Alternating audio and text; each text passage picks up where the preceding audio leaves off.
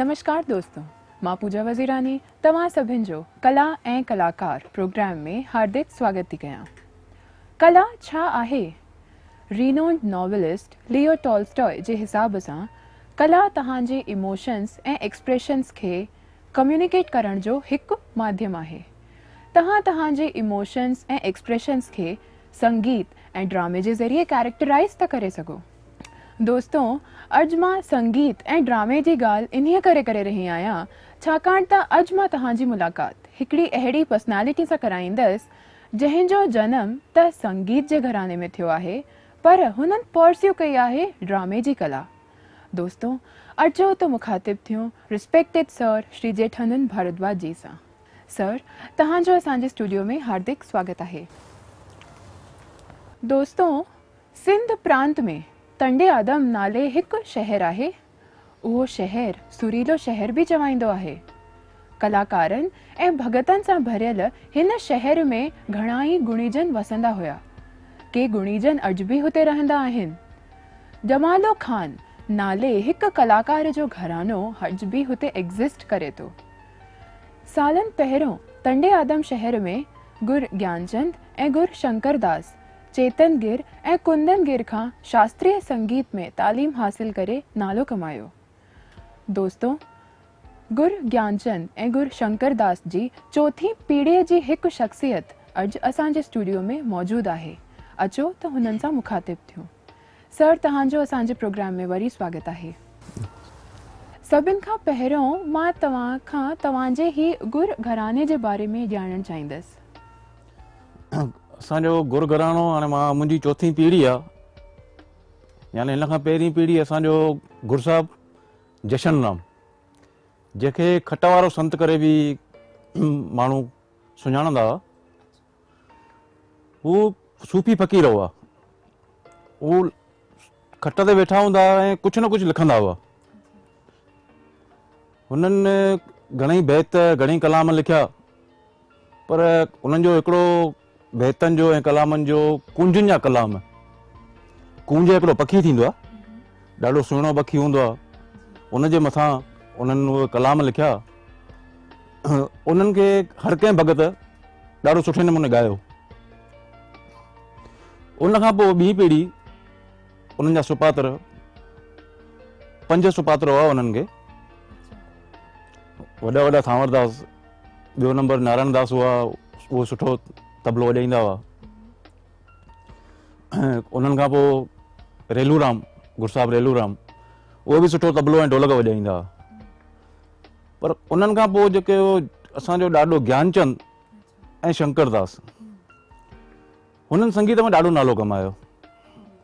हुननि जीअं तव्हां ॿुधायो त कुंदन गिर ऐं चेतन गिर खां हिननि शास्त्रीय संगीत जी तालीम वरिती, पर घर में बि संगीत जो माहौल त हो ई। हुननि भगत खे सिंधी जेको फोक उनखे ॾाढो अॻियां वधायो। उते टंडे आदम में गुरसाहिबनि जी टोली हूंदी। हुननि में जेका ख़ासि ॻाल्हि हूंदी त हू सेखारण जा ॾाढा मास्टर हूंदा। नंढा नंढा ॿार जेके 6-7 साल जा ॿार माइट उन्हनि खे छॾे वेंदा, जिन जी संगीत प्रति रुचि हूंदी, उहे उते उन्हनि खे उहो तालीम ॾींदा। पर उहो ॾिसंदा हुआ त ही ॻाए सघंदो आहे, वॼाए सघंदो आहे, नची सघंदो आहे। उन तरफ़ उन्हनि खे उहा ट्रेनिंग ॾींदा हुआ। चङा ई ॼणा इन्हनि वटां सिखी विया। मोहन सिंह बाजे वारो ॾाढो सुठो हारमोनियम वॼाईंदो। चमन सोनी तबलो ऐं ढोलक ॾाढी सुठी वॼाईंदो। ईअं त घणेई उन्हनि शागिर्द तयारु कया, पर हिकिड़ो जेको हिननि शागिर्द तयारु कयो उन ॾाढो नालो कमायो ऐं ॾाढो मशहूरु थियो, जंहिंजो नालो शमन गुडी। सर, हिते मां तव्हां खां ही ॼाणणु चाहींदसि त शमन गुडी केरु हुया? शमन गुडी, हाणे मां तव्हांखे ॿुधायां त लालू नाले हिकिड़ो छोकिरो 6-7 साले जो, हुनजा माइट हुते गुरसाहिबनि खे ॾेई आहे, भई हिननि खे तव्हां सेखारियो। हुनखे नंढे हूंदे खां हुनखे बि वधीक चाह हूंदो ऐं हिननि जो उन प्रति वधीक तो प्रेम जेको चवंदा आहिनि ख़ासि हिकिड़ो तो उनखे नंढे हूंदे खां ॾाढो उन्हनि ट्रेन कयो। उनखे नचणु ॻाइणु सभु जेके बि भॻताणी जेका कला हूंदी आहे सॼी उन्हनि हुनखे सेखारे तयारु कयो। हिकु दफ़ो हाणे शमन गुडी हिन जो नालो कीअं पियो उहो मां तव्हांखे ॿुधायां थो पियो। अॻे जीअं हिते वर्सियूं लॻनि थियूं सिंध में त तमामु सुठा सुठा मेला लॻंदा हुआ। उते गुरसाहिबनि जी टोली वई, शमन हो हुन में, साईं कंवरराम भगत साहब कंवरराम बि उते आयल हुआ, हुननि जी टोली बि हुई उते। त गुरसाहिबनि जो जेॾी महिल प्रोग्राम चालू थियो, तव्हांखे ॿुधायां त अॻे जेका भगत थींदी सिंध में, जेका भगत थींदी हुई उन में जेके नचण वारा जेके हूंदा उहे साड़ी पाईंदा हुआ। शमन ॾाढो सुहिणो हूंदो, उहो कारी साड़ी ॿधंदो। जेॾी महिल प्रोग्राम चालू थियो, उन जेॾी महिल नचो, ओॾी महिल साईं कंवरराम उथी करे उन्हनि खे चयो, वाह वाह शमन गुडी। उन ॾींहं खां वठी उहो लालू न पर शमन गुडी चवाइण लॻो। हिते बि जॾहिं पार्टीशन खां पोइ बि जॾहिं हिते आया त हिते बि शमन गुडीअ तमामु घणा प्रोग्राम कया ऐं सुठो नालो कमायो। सर, त पार्टीशन खां पोइ हुननि आर्टिस्ट जे स्टेटस में छा परिवर्तन आयो हुयो? हाणे ॾिसो, पार्टीशन खां पोइ हिते आया त हुननि वटि त कुझु बि न हो। हू सभु कुझु पंहिंजो हुते छॾे आया। हिते आया त थोरो डिस्टर्ब थी विया। आस्ते आस्ते पोइ केॾी महिल मंदरनि टिकाणनि में नंढा वॾा प्रोग्राम करे हू पंहिंजो गुज़रान हलाईंदा हुआ। उनखां पोइ जेके हुननि जा सुपात्र, माना मुंहिंजो पिता साहब ऐं उन्हनि जा भाउर, उन्हनि बि संगीत खे अॻियां वधायो। गुरसाहिब शंकरदास जेके हूंदा, उन्हनि जो सुपात्र गुरसाहिब वासूराम सुठो तबलो वॼाईंदा हुआ। कुझु टाइम भगतनि सां बि उन्हनि वॼायो। ॿियो नंबर हूंदा हुआ जामनदास, उहे बि नाल सुठी वॼाईंदा हुआ, पेटी वॼाईंदा, ॻाईंदा बि हुआ। टियों जेको हुननि जो सुपात्र राम, गुरसाहिब रामचंद, उन बि चङो टाइम पवन कुमार सां ॾाढो सुठो टाइम कढियो। ऐं हाणे हेॾा जेके ज्ञानचंद जा सुपात्र, वॾो वॾो हरी मस्ताना, उन्हनि जो तखलस हूंदो मस्ताना, उहे पेटी वॼाईंदा हुआ, ॻाईंदा बि हुआ। ऑल इंडिया रेडियो ते बिहाई जा कलाकार हुआ। पर साण साण हू सुठा चित्रकार हुआ। हुननि अहमदाबाद में हुननि जो नालो हूंदो एच मस्ताना, एच मस्ताना, राजा मस्ताना, अहिड़े नमूने हुननि जो नालो हलंदो हो सुठे नमूने। ऐं ॿियो शाइर बि हुआ। हुननि जो गुजरात पंहिंजी सिंधी अकाडमी जेका आहे गुजरात जी, उन पारां हुननि जो किताब शाया थियल आहे। उन खां पोइ अचे थो असांजो पिता साहिबु गुरसाहिब गणेशाराम, जंहिं भगतनि में ईअं सम्झो त माना ॾाढो सॼो हुननि जीवन सॼो भगत में कढी छॾियो। सुठो तबलो वॼाईंदा, ढोलक वॼाईंदा, ईअं त उहे पेटी बि वॼाईंदा, ॻाईंदा बि हुआ, पर उन्हनि जी रुचि तबले तरफ़ हूंदी। जेके बि भगत नाले जा भगत हुआ उन्हनि सभिनी सां उन्हनि वॼायो, जीअं त पंडित झाड़ाराम, सुंदर मीरासी, किशन वाड़ेज वारो, भगत छांगाराम, भगत नौतनदास, भगत प्रताराम, अहिड़े नमूने अञा घणेई भगत हुआ जिन सां इन्हनि सुठो टाइम कढियो ऐं हुननि सां संगत कई। तंहिं टाइम में जेके बि भगत हूंदा त असांजे पिता खे ॾाढो चाहींदा हुआ त गुरसाहिब असां सां गॾु हुजे, असां सां तबलो वॼाए। उनजो कारण हो त असांजा पिता साहिब तबलो त वॼाईंदा ई हुआ सुठो, पर हुननि हू ॻाईंदा बि सुठो आहे। इन ॻाईंदा माना भगत में छा थींदो आहे, आम्हूं साम्हूं सवाल जवाबु थींदो आहे ऐं उनखे पोयां तुक चवाइबी आहे, उनखे पीछड़ या सिंधी भगत में ॿोलड़ियो बि करे चवंदा आहियूं, त उहो बि कमु कंदा हुआ। ऐं ॿी जेका ख़ासि हिननि में ॻाल्हि हुई, हिननि जो मेमोरी पावर। हिननि जी यादगिरी एॾी शार्प हूंदी हुई त उन्हनि हिकु दफ़ो अगरि कोई बि कलाम या गानो गीत ॿुधी छॾियो हुजे त जीअं कंप्यूटर में फिट थी वेंदो आहे ऐं बटन दॿायो त उहो निकिरी ईंदो आहे, उहो बिल्कुलु कॉपी टू कॉपी साॻी कंपोज़िंग उहो ॿुधाईंदा हुआ। त भगत जेॾी महिल भगत कंदा हुआ त हाणे भगत तॾहिं त ॾाढा जाम कलाम चवंदा हुआ, गीत चवंदा हुआ। केॾी महिल किथे भगत कुझु विसरी वेंदो त सिधो पोयां गुरसाहिब खे ॾिसंदा हुआ, उहो फट सां उन्हनि खे उहा ॿुधाईंदा हुआ। इन करे उन्हनि खे हर को भगत सुठो चाहींदो। हाणे जेको मां नालो ॿुधायां थो तव्हांखे, असांजो नंढो नंढो चाचो राजेश भारद्वाज। सर, हिते मां तव्हांखे इंटरप्ट कंदसि त हूअं त तव्हां गुर साहिब आहियो, पर जिते तव्हां हिते मेंशन कयो त श्री राजेश भारद्वाज, सर त मां तव्हां खां ई ॼाणणु चाहींदसि त तव्हांखे ही भारद्वाज उपनाम कीअं मिलियो? एक्चुअली छा आहे त जॾहिं राजेश भारद्वाज सिखी तयारु थिया त ऑल इंडिया रेडियो अहमदाबाद ते ऑडिशन ॾियणु विया। हुन में उहो सुठे नमूने पास थी विया, सुठा कलाकार हुआ। त हिननि जो नालो हूंदो तुलसी। तुलसी त तुलसी एक्चुअली छोकिरियुनि जो बि नालो थींदो आहे। त उते ॿुधी किन हिकु ॿिनि ॼणनि खे ईअं चयो हूंदो भई जीअं खिल कीअं खिल उॾाइबी आहे, अहिड़े नमूने त उन्हनि खे थोरो फील थियो। हू मुंहिंजे पिता साहिब वटि आया त उन्हनि खे चयो त भई अहिड़े नमूने मूंखे नालो ई तुलसी मटिणो आहे। चई ठीकु आहे, उहो जेका बि हुननि जी उहा फॉर्मेलिटी पूरी करे हिन जो नालो राजेश विधो। राजेश जे पोयां हिननि हुननि खे चयो त असांजो जेको गोत्र आहे उहो भारद्वाज आहे, त तूं राजेश भारद्वाज करे छॾ। त तॾहिं खां वठी पोइ भारद्वाज चालू थी वियो। पोइ गुरसाहिब जे नाले सां त सुञाणंदा ई आहिनि, पर अॼु असांजे सभिनी हुननि में डॉक्यूमेंट में भारद्वाज। राजेश भारद्वाज ईअं सम्झो असांजे घर जो हिकिड़ो अनमोल मोती हो। हू 35 सालनि जी नंढी उमिरि में 1984 में गुज़ारे विया। ऑल इंडिया रेडियो ते VI जा कलाकार हुआ, सुठा कंपोज़र हुआ। अॼु बि उन्हनि जूं सुठियूं सुठियूं धुनूं अॼु बि ऑल इंडिया रेडियो या अहमदाबाद कच्छ भुज ते वॼंदियूं रहंदियूं आहिनि।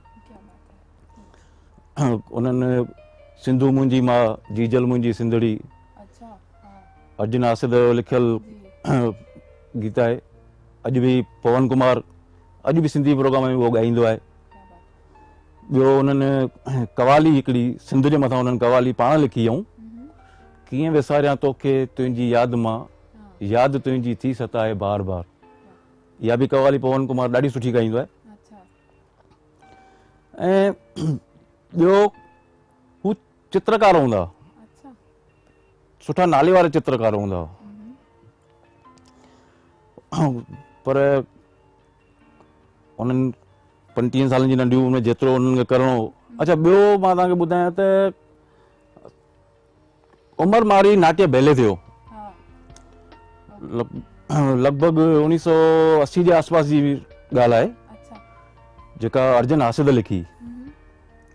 अर्जुन आसिद एक्चुअली उहा वीरबान हीरानंदाणीअ लाइ लिखी, त उहो हिन खे कंपोज़ करे ऐं हुनखे उहो कंदा, पर कंहिं कारण सर वीरबान हितां दिल्ली हलिया विया ऐं चङो टाइम हिते कोन आया। त उनखां पोइ राजेश चिमन तपोदन जेको ऑल इंडिया रेडियो ते सुठो कंपोज़र हुआ, उन्हनि सां गॾु इहो नाट्य बैले कयो। सर, तव्हांजो नातो त संगीत जे हिकिड़े नामी घराने सां जुड़ियल आहे, पर मां तव्हां खां ही ॼाणणु चाहींदसि त तव्हांखे ड्रामे जो शौक़ु कीअं लॻो? ड्रामे जो शौक़ु एक्चुअली मां तव्हांखे ॿुधायां त मां जॾहिं स्कूल पढ़ंदुमि तॾहिं उते स्कूल में फंक्शन थींदा अॻे, त उते मूंखे राजेश भारद्वाज मुंहिंजे चाचे मूंखे मोनो एक्टिंग सेखारी। हिकिड़ी चेहरे जी पागल माण्हूअ जी मोनो एक्टिंग उहा मूंखे करणी 10-12 मिंट ई, उहा मां कई। उनखां पोइ राजेश भारद्वाज गुज़ारे विया। हिकिड़े ॾींहुं 1987 जी ॻाल्हि आहे त सिंधू कलाकार मंडल जेको असांजे अहमदाबाद जी ॾाढी सुठी ऐं झूनी संस्था आहे, ऐं उन जाम drama 3 act play 1 act play तमामु सुठा प्रोग्राम कया आहिनि। त चंद्र सावनानी मुंहिंजे घर आया, उन्हनि मुंहिंजी उहा मोनो एक्टिंग ॾिठी हुई। हुननि जो कोई कलाकार कंहिं कारण सिर न अची पियो सघे, हिननि खे बॉम्बे वञिणो तेजपाल हॉल में। त हू मूं वटि आया, मूंखे ॿुधायूं भई हीअ ॻाल्हि आहे, असांजो कलाकार हिकिड़ो शॉर्ट थी वियो आहे, भई तूं हलंदे? मां हिकदमि हुननि खे हा कयो, छो त राजेश भारद्वाज बि सिंधु कलाकार मंडल सां जुड़ियल हूंदा हुआ। त मां ठीकु आहे, हू मूंखे वठी हलिया। मां हुते नाटक पूरो थियो त मुंहिंजा सीनियर कलाकार ॾाढा, पंहिंजो कन्हैया रूपाणी, कुमार घनशाणी, दीपल सीरवाणी, नंद ककनाणी, असांजी दादी तुलसी, उन्हनि मुंहिंजी ॾाढी हौसला अफ़ज़ाई कई ऐं मूंखे शाबाशी ॾिनऊं। उन तंहिं ॾींहं खां वठी मां सिंधु कलाकार मंडल सां जुड़ियल आहियां ऐं अॼु बि जेके बि प्रोग्राम थींदा आहिनि त मां उन्हनि सां गॾु ई हूंदो आहियां। सर, त हिते ही चवणु ठीकु रहंदो त श्री राजेश भारद्वाज जी तव्हांखे ड्रामे जे लाइ इंस्पायर कयो हुयो। सर, मां तव्हां खां ही सुवाल पुछणु चाहींदसि त कहिड़े ड्रामे में तव्हां सभिनि खां पहिरियों अभिनय कयो हुयो? मुंहिंजो पहिरियों नाटक हो मुंहिंजा मन कबूतर, जेको बॉम्बे में असां कयो, मुंहिंजा मन कबूतर। पोइ त हुननि जा ॾाढा चङा शो कया। उन खां पोइ घणेई नाटक, बाबा मां शादी कंदुसि, चढ़ घोड़ी ते फटाफट, जाम सिंधु कलाकार मंडल जा नाटक आहिनि, उन्हनि में हर कंहिं में मां भाॻु वरितो। उन खां सवाइ नंढियूं नंढियूं स्किट थींदियूं आहिनि, उहे बि कंदा आहियूं। त सर, तव्हांजो फेवरेट ड्रामो कहिड़ो आहे? ईअं त सभु फेवरेट ई आहिनि, सभु सुठा ड्रामा आहिनि, पर मुंहिंजा मन कबूतर मूंखे ॾाढो पसंदि आहे नाटक। सर, मां ही ॼाणणु चाहींदसि त ड्रामा जो जेतिरो चार पहिरियों हुयो, छा अॼु बि उहो ई क़ाइमु आहे? अॼुकल्ह ॾिसो त जेका मीडिया अची, इलेक्ट्रॉनिक मीडिया, टीवी सीरियल्स, उनजे करे विच में त ॾाढो ईअं सम्झो भई घटि थींदा हुआ ॾाढा प्रोग्राम। हाणे वरी माण्हुनि जो चाह आहे त स्टेज ते जेको नाटक थिए थो पियो, असां हुनखे माणियूं। सर, मां तव्हां खां इहो सुवाल पुछणु चाहींदसि त मोनो एक्टिंग ऐं वन एक्ट प्ले में छा अंतर आहे? मोनो एक्टिंग जेका थींदी आहे, उहो हिकिड़ो अकेलो ई माण्हू स्टेज ते हूंदो आहे ऐं उहो अभिनय कंदो आहे, उनखे मोनो एक्टिंग चवंदा आहिनि। बाक़ी 1 एक्ट 3 एक्ट जेके बि हूंदा आहिनि त उन्हनि में अलॻि अलॻि पात्र हूंदा आहिनि, हर कंहिंजो पंहिंजो पंहिंजो रोल हूंदो आहे। सर, मां हिते तव्हांखे गुज़ारिश कंदसि त तव्हां असांखे प्लीज़ तव्हांजो ई कोई हिकिड़ो फेवरेट डायलॉग एक्ट करी ॿुधायो। मां उहो ई तव्हांजो, मां जेका पहिरीं मोनो एक्टिंग कई, जेका चेहरे जी मोनो एक्टिंग कई, मां थोरो तव्हांखे उन जी झलक ॿुधायां थो पियो। हिकिड़ो चरियो जंहिंजी नौजवान धीअ गुज़ारे वई त हू हुन में पागल थी वियो।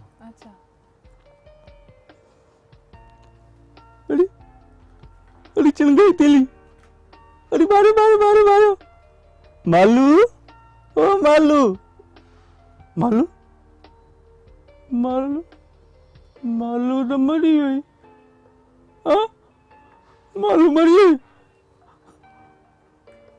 बेहतरीन, बिल्कुलु।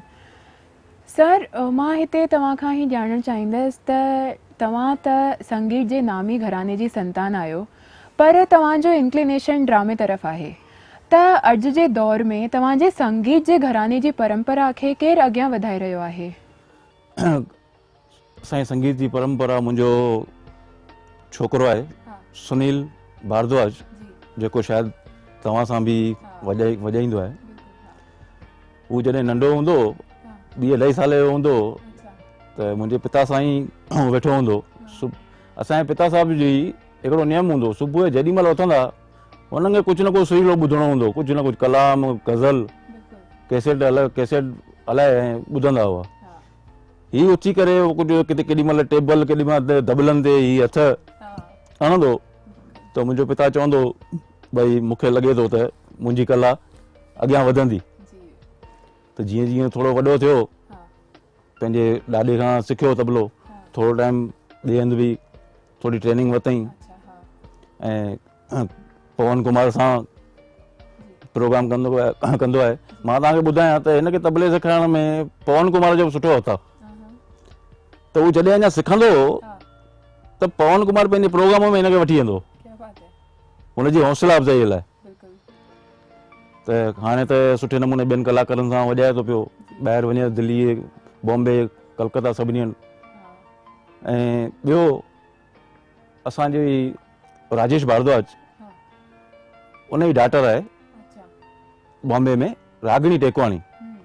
उहा तमामु सुठो ॻाईंदी आहे ऐं सुठा स्टेज प्रोग्राम कंदी आहे। वरी उन्हनि जी धीअ रोशनी टेकवाणी, उहा बि ॾाढो सुठो ॻाईंदी आहे। सुखमणी जी कैसेट कढी हुननि, कंपोज़ कई वीरबानी हीरानंदाणीअ ऐं उन रोशनीअ उनखे ॻायो। उहा तव्हां केॾी महिल कैसेट ॿुधंदा त तव्हांखे ध्यानु ईंदो।